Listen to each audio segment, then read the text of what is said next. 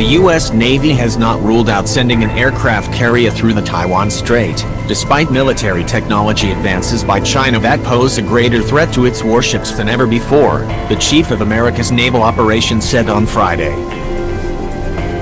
Washington sent ships through the strategic waterway that separates Taiwan from the Chinese mainland 3 times last year as it makes more frequent transits of the strait, but it has not dispatched a carrier in more than 10 years.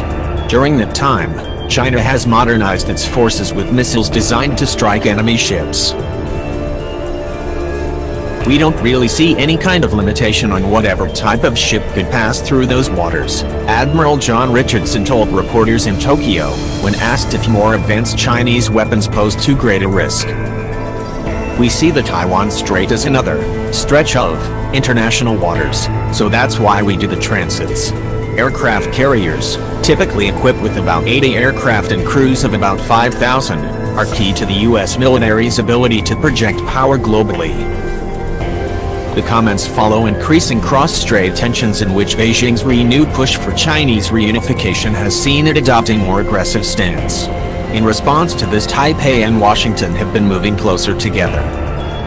Earlier this month, President Xi Jinping reiterated that China would not rule out the use of force and insisted the island must eventually be reunited with the mainland. He also said Beijing reserves the option of taking all necessary measures against external forces that intervene to prevent peaceful reunification. In October, Xi ordered the military region responsible for monitoring the South China Sea and Taiwan to prepare for fighting a war.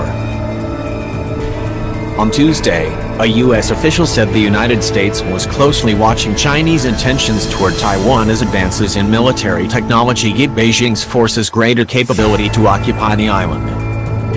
In a report, the U.S. Defense Intelligence Agency called Taiwan the primary driver for China's military modernization. Richardson, who visited China before traveling to Japan, said he told his Chinese counterparts the United States was opposed to any unilateral action by Beijing or Taipei.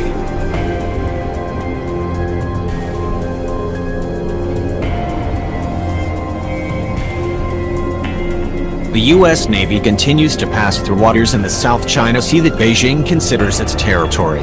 Mainland China, which claims almost all of the strategic waterway, says its intentions are peaceful. Brunei, Indonesia, Malaysia, the Philippines, Taiwan and Vietnam have competing claims.